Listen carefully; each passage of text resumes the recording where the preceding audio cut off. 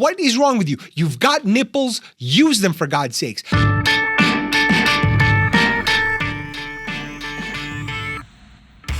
Welcome to an all-new episode of the McFuture podcast. Predictions and prescriptions for a world drowning in starving babies, but starved for meaning. Well, today I'm going to talk about recession, whether it's going to happen, how it's going to go down, why it's going to go down the way it is.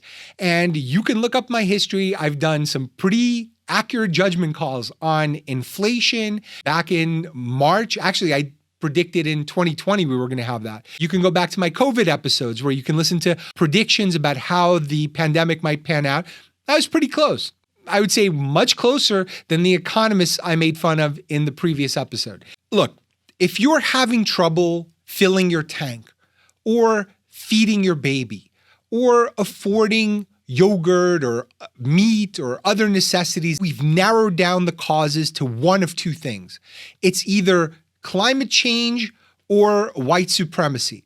Now, there is a tiny little chance that it's Vladimir Putin. We have our best people currently researching whether Putin did it. They're trying to call him. They're faxing him. They're trying to get to his plastic surgeon because maybe it's him. Just stay tuned. All right, seriously. The World Bank, not that I rely on the World Bank for my predictions, but they're pointing to something that is a fundamental truth. So they just downgraded the outlook for the entire global economy, saying there's going to be stagflation, which is another thing I wrote is likely to happen. Back in, I think, 2021, I wrote about stagflation. Stagflation basically means that prices are going up, but the economy's not growing, which is terrible because ideally you want to be able to afford those things, and under stagflation, you can't. Oh, this is what I wrote about stagflation, why stagflation is probable. I wrote this February 6, 2021. Inflated asset prices, stocks and property, money printing and stimulus, high unemployment and shift from impaired real-life industries like restaurants and theaters to virtual, pent-up demand plus infrastructure bill may help or hurt, and a minimum wage hike if that happened, ? And I wrote that in February 6, 2021. And now it's looking like a lot of people, including the World Bank, is agreeing with that. So here's what they're predicting. They looked at 189 countries, and they're saying that this year, for the duration of 2022, the global economy is going to expand 2.9%, down from 5.7% in 2021. And they forecast originally 4.1%. That's not going to happen. They also don't think 2023 and 2024 are going to be much better. They're predicting 3% for both of those years, which, look, it's hard to predict that far in advance, but they're not optimistic. And for the US, they're saying for this year, the forecast is going to be 2.5% growth as opposed to 2021 when it was 5.7. And China, which again, China, you can't even trust their numbers, but let's take it with a grain of salt. They grew 8.1% last year, and they're expecting it to slow down to almost half, 4.3%. And they are really crapping the bed with their zero COVID policy. Talk about the oppression necessary to get anything down to zero. I mean, look, we talk about, crime in the US and shootings and all this stuff and drug use and homelessness. You can do something about it. You can manage these problems, but you can almost never solve them. To get them down to zero, any problem, whether it's COVID or a crime or anything else, the amount of force that is necessary is so insane. Like, they're welding people into their houses, they're locking them up, and zero COVID is just not acceptable, just like zero of anything is not acceptable and not possible. There's some differences here between what happened in 2008 and what's going to happen now, and some similarity. So the first similarity is there are stock and housing bubbles. We've seen increases in housing costs in some of these hot markets like Miami and in Austin. Literally hot. I mean, people are sweating their asses off in Miami. But they moved from New York, they moved from California because they couldn't take their oppressive COVID policies. Also, oil prices went up. I think it was over $120 a barrel in 2008, right before the market tanked. And now it's maybe even higher. And wars. So we had lots of wars then. We have wars now. So back then it was Afghanistan. It was, I forget. Now we've had so many. Iraq, Syria, still going on. We've got Yemen still going on. We've got now Europe still happening, but you wouldn't know it from the tweets because people moved on. Kanye's doing stuff, or Johnny Depp is doing things, and whatever it is that, people get distracted by, they're over Ukraine. Because before it was like, I will give my body and soul to Ukraine. Now it's like, Ukraine who? Meh. And a lot of the problems in both cases, 2022 and today, were government induced. We had policies in place in 2008 that encouraged lending to people who were unqualified for those loans. And there was no requirement to check. And we encouraged these financial institutions to make wild bets. Because before, these banks couldn't bet on securities. Now they were betting on all kinds of exotic securities. And they're still kind of doing it. So anyway, so the government had a big hand in a lot of the stuff that's happening. Now it's a little bit different because of the stimulus. So now the intervention was pumping all this money into the economy to create the inflation that now they have to take that money out and create a recession basically in order to bring down the prices of homes and all the other demand for goods. So maybe it gives supply chains a chance to catch up. And there's some positive differences. So one, there's no obvious fraud like with CDOs and shady mortgages. So there's nothing like that. Also, the housing boom now is mostly rich people, not rich, but affluent people. And most of them are on 30-year mortgages, not adjustable rate like before, which, it's like if the rates go up, then everyone goes bust, which is what happened. And by the way, the government made it worse because they allowed all these financial companies that they gave all this money to buy up these homes for pennies on the dollar. So we essentially transferred wealth from individuals who used to own homes to now corporations that got to buy them for next to nothing. Government's not helping, let's put it that way. Also, this time around, people just aren't as in debt as they were back then. A lot of it before was driven by housing. Now you could argue cars and maybe some other, things are starting to creep up a little bit, but it's nowhere near the levels that it was back then. And there's also a lot of demand. There's still people are buying stuff. They still are going on trips. Like it hasn't really slowed them down in terms of driving. So yeah, they're paying more, but they're also going places. And maybe now they're shifting from physical goods to more experiential stuff. But lots of sectors are still doing all right. And some of them have shortages of labor. And employment in general this time around is much stronger. It's divided up a little bit differently, and maybe now companies are starting to pull back a little bit, certainly the startups. But in general, it's much stronger now, and we're in a better place now than back then, because now people aren't going to take a bath on their houses. They might take a bath in their houses, but not on it. And the banks now are propped up. So the Fed very quietly has been papering over the problems in their financials with repo loans, trillions of dollars in repo loans. I follow this account that follows the Fed on Twitter, and they talk about all the money that they're pumping in. So much f***ery is happening behind the scenes that no one ever talks about. Anyway, the other thing that's, I guess, kind of positive is the crypto crash, which I'm going to talk about in the next episode. It's a sign that people are landing their spaceships, because when you're no longer buying pictures of monkeys that are worthless, that maybe you'll show it off to your other nerd friends on Reddit, people are starting to wake up from this haze that they were in, where they were buying up anything at all just because maybe it'll go up. And there are things that are worse. Inflation is way worse than it was back then. Now, the government is basically forced to raise rates to get inflation down. And overall debt levels for the country are way higher. We don't have the tools to jumpstart the economy the way we did before without creating more inflation. So we shot our load all over the American people. We shot all this money from a cannon. We jizzed it all up. And now people are like, hey, how are you going to help us? Well, we can't. We can't help you because now it's a much more tricky situation to pump more money in because now inflation is high. The other part of it is now it's global. Back then, what's the expression? When America gets sick, the world catches cold or something like that. Maybe I'm butchering it. But now Europe is in trouble. And how embarrassing is it that Germany has to send baby formula to the US? Can you imagine?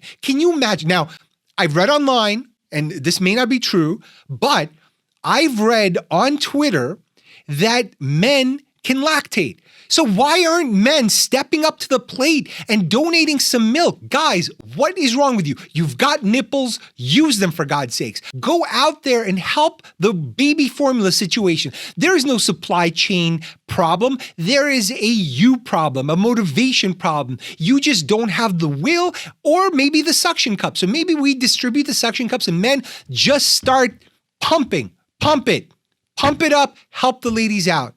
It is so embarrassing that Germany has to send us baby formula like we're some third world country. It is so embarrassing that we can't retool our own industries. We've got all kinds of manufacturing facilities, medical companies, food companies. You're telling me we can't go to Nabisco or Kraft or Procter & Gamble or any of these companies. For all I know, every company I just mentioned is all owned by the same company because there's been so much consolidation that I'm not even sure when I name brands if they're all one and the same anymore. Anyway, but go to one of these companies or the one that's still standing and say, hey, can you just retool one of your factories to make baby formula to help some people out? How hard is that? How badly is this thing being botched by everybody? What is wrong? And now Wall Street Journal just came out with an article saying how Abbott Laboratories, which produces baby formula, the biggest producer in the States, knew these problems were happening and the supply chain was going to hit months before. And no one did anything about it. Where are the heads that are supposed to roll? Heads should be rolling in government, in industry. And also, the polarization is worse this time around than it was then. It wasn't great back then in 2008. People make fun of George Bush, but now, or at least during Trump, there's not a single Democrat that wouldn't choose Bush over Trump because they went ballistic over Trump and his tweets. Now, no one can see eye to eye in anything, but that's going to affect our ability to do things. And sometimes I think it's almost good because maybe doing less is okay, but the things that they do end up doing are so horrible that maybe they should sit this out. So here's my prediction. As the Fed increases rates, too late, but as it increases rates, home, stock, and other assets, they're going to plummet. They have to. It's already happening. Raising the mortgage rate cuts down prices and the value of homes. People aren't going to sell for lower values, but they would need to because people can't afford the payments. Now, people are going to just pull their houses off the market or they're not going to move as much. So it really does restrict people quite a bit. The other thing that's already happening is startup capital is running dry. Just in general, anyone that's losing money and operating on losses is in trouble because it's much harder to get money because now they can put money into safer instruments and get a higher yield and not have to bet on crazy startups. Everyone is pulling credit, both for individuals and for companies. I was helping someone who is not that great at managing their money to help them transfer their balances to a credit card. So they have these balance transfer offers. Usually it's like 18 to 21 months and you can pay it off no interest over that period. So it's convenient for people who ran up quite a bill and need to kind of parse out their payments. There used to be 20 to 30 offers available just like that. Now, all of them have been pulled. I saw maybe 2 or 3 offers on these websites, Bankrate, creditcards.com, maybe a few others. So these banks are anticipating problems. They're saying, hey, we don't want to take the risk because people are going to have some hiccups in terms of paying this stuff back, especially if they start getting laid off. And same thing with companies. The cost of capital goes up. So if you want to invest in your business, you want to grow, you might not try to do that now because it's too expensive to borrow. Instead of paying 3% on a 10-year bond or 15-year bond, you might have to pay 4, 5% or 5.5%, depending on how risky your business is. That creates that recessionary environment. So what I'm expecting is something late in the year, maybe around October, might happen sooner, but September, October, I think we'll have in a best case scenario, a 4 to 6 month recession where companies cut back, there's job losses. So I'm encouraging people to save up, at least have 4 to 6 months, if possible, of expenses. I don't think you should panic. I don't think it's going to be so dramatic because I do think there are industries that have high demand. And I think there's a lot of people who are employed in good jobs that aren't necessarily going to go away, especially like B2B type jobs. But what gets affected first is real consumption. So people just, they're not going to go out to restaurants as much. They're not going to buy the fancier food or as much meat. So in general, people are going to get fatter.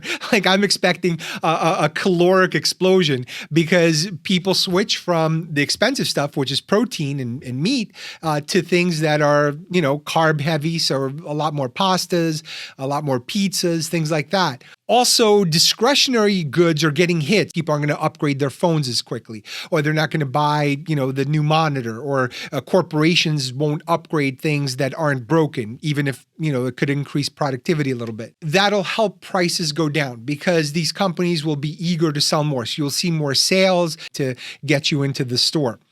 B2B gets hit last almost always because those companies have longer term contracts. You're getting data services or hosting. Some companies might still cut back a little bit or go to a lower tier plan. But generally speaking, the things you need to run your business, you're still going to need. You're still going to need point of sale terminals. You're still going to need software that you subscribe to, or you're still going to need to submit your taxes and get TurboTax or Quicken for managing your business. Consumer staples are the things that are the most resilient, and that's sort of the flight to safety everyone talks about. So everyone goes, well, I'll buy Walmart stock, I'll buy Procter & Gamble because they'll sell generic toothpaste or paper towels or whatever their lower end brands are. The problem is that the people who are already downgraded, people who shop at dollar stores or whatever, there's no lower tier. So they're going to get screwed, and they're the ones who ultimately always get screwed, unfortunately. I think by 2023, rates are going to start going down. The government, the Fed, is going to start pumping more money into the economy, and they're going to do some stimulus, and we're going to start to cycle all over again, these boom and bust cycles. And there is a way to run an economy without creating this. We refuse to do it because we have partisans who are in charge of monetary policy, because the Fed is not really a government institution. It's it's a board of governors, but it's banks essentially that run it. And the way you make money is off of volatility. If everything's just going slow and steady, no one makes money from that. No one makes money from your satisfaction is sitting around in your house. No, you need to create swings. You make profits off of volatility because people are trading more often. You make money off the transaction costs. If it's slow and steady, who wants that? Companies want that. People want that. But the financial markets, I'm not so sure. We're due for a big rethink of the Fed. And I know there's a bunch of libertarians that are always talking about auditing the Fed. Not a terrible idea. I think we need to understand the decisions that have gone into screwing us over so many times over and over and starting all of these boom and bust cycles. I'm not convinced they're necessary. And I think there's a better way to manage capital. And not that I have it off the top of my head right now, but I'm pretty sure that if we sat down with some really smart people, nonpartisan people, I think we could come up with something. And even now, all of these people are so polarized, they're completely misreading everything. So Netflix, for example, they put out this whole thing. Hey, why don't you guys quit if you don't like the content? And everyone's like, all these anti-woke people are like, see, now even Netflix is on our side. They're ending wokeness. And I'm like, no, they're not. So I tweeted, what they're actually doing is they're foreshadowing layoffs at a company that's not doing well. And they're also foreshadowing a recession and a shift of bargaining power from workers to employers. Because before it was like, tell us what you want. What causes do you want us to take on? We'll do that. We'll put on the multicolored flags. We'll do whatever. We'll support BLM. We'll send a check. Just tell us what to do because we need you to work here. We care about your opinions and your activism.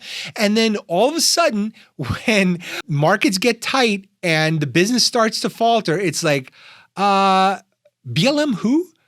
Listen, you're going to show up to the office and you're going to do this work. And if not, you can leave. I wrote that on May 14th. And then on the 17th, Netflix announces that they're laying off 150 employees and there might be more in the future. But that's just the reality. Elon Musk is doing the same thing. So people are like, oh, Elon Musk is against work at home because he released this whole memo. His work at home statement can only come from, it was a very strongly worded statement, could only come from a person who's put everything on the line, which he did. He was on the verge of bankruptcy and all his money was on Tesla, who also believes in his mission and believes that he has a powerful differentiator. Because if those workers had options to go to another meaningful company, as meaningful as SpaceX or Tesla, they would. But he's confident that they don't because he's confident in his mission. So that's definitely part of it. But the last thing I wrote is he's willing to thin the herd. And I think a lot of companies are in that boat. So he's basically saying, if you don't like it, leave. And then a week later, it comes out that, I guess it was a leaked memo, that he wants to cut 10% of the workforce at Tesla. Sales are going down. Buying a new car oftentimes is discretionary. And plus, if people aren't moving from cities to suburbs as much because house prices went up, then they're not going to need a car to go with that house. So all of that is intertwined. I wrote a while back, wokeness ends when it's no longer profitable. The same thing applies to employment. Corporations will indulge workers when they have to, when the market's tight and they have to please everybody. When sales are rising, everyone's a genius. The woman, what's her name? Kathy, forget her last name, but the one who's a famous investor, she had a fund, ARK Investments. Everything was going through the roof. When people are buying irrationally, your tech fund is going to look spectacular. And it did. But now she's down over 50%, I think maybe even 60 at some point. At this point, no one's listening to Kathy because it's easy to look like a genius. And she's a very smart lady, but she was betting on something tech that was just going through the roof, including Tesla stock, which went through the roof. And one of the reasons that Elon might not go through with his purchase of Twitter is exactly that, because he leveraged his Tesla stock in order to pitch the purchase. And now the value of both companies has gone down. He's like, hey, wait a minute. You know what? Maybe this isn't such a great idea, because now it's a much more significant percentage of his wealth. You'll see a lot of companies thinning the herd, and it will look like they're making a stand. No one's making any stand. This is purely amoral. These are purely business decisions. They might still send woke messages out there, but you're going to have to be sending them from the office, not from your house. Work is not activism. Those are two different things. And I'm not saying don't be active. I'm just saying that don't expect your company to be active beyond what maximizes their profit. When you see the rainbow flag that everyone did for Pride Month, that rainbow flag did not appear in the Saudi iteration of those companies. It didn't appear in the South American versions of those companies. Those companies are just maximizing profit. So they're just adjusting the dials. And the dial on Pride in Latin America is down. And same thing in Asia, and same thing in other markets. Corporations will never lead us. There is no moral authority there. There is only amorality and profit. It is up to us to drive what is moral in society. That means that, all these people that are job hopping, the next hop might be onto the Titanic because, the great resignation might end up as the great involuntary resignation. Because if you're jumping to a company that may be not as stable, the last person in is the one we're least attached to because we don't know you, we don't love you yet, and you're going to go. So last in, first out. And with startups, it's already happening. They're unprofitable. They're living off VC money. They had this huge spending orgy and venture capital was just like throwing cash at them for no reason other than everyone else was throwing cash. And the cash dries up when the rates go up. So now everyone's got this flight to safety. And already all these companies, so Lyft announces that it's going to slow hiring. This fintech Bolt, which was a unicorn worth multi-billion or $11 billion, they're pulling back on hiring, or I think they might be laying people off. So anything that doesn't have a path to profitability is going to either go under, get acquired, or have to merge with something else. And I think that's really going to happen a lot. So all of these ride sharing companies, they're teetering. They are holding on barely. Like the entire business model for Uber is waiting for self-driving cars. And that's not going to happen for a long time. So that's why they've been trying all this other Uber Eats. Hey, what if we throw food at you? And Lyft is in the same boat. So the market really can't sustain multiple players. It's just not big enough. It's not profitable enough. And they lose money competing against each other. Also, all these delivery services, Grubhub, Instacart, all the work at home people sitting there ordering other people, go fetch my stuff. In fact, I thought of a great reality show. What I'd like to see is a 6-month job swap between the people who are working from home and office workers and the people delivering their Grubhubs and their Instacarts and their Uber Eats.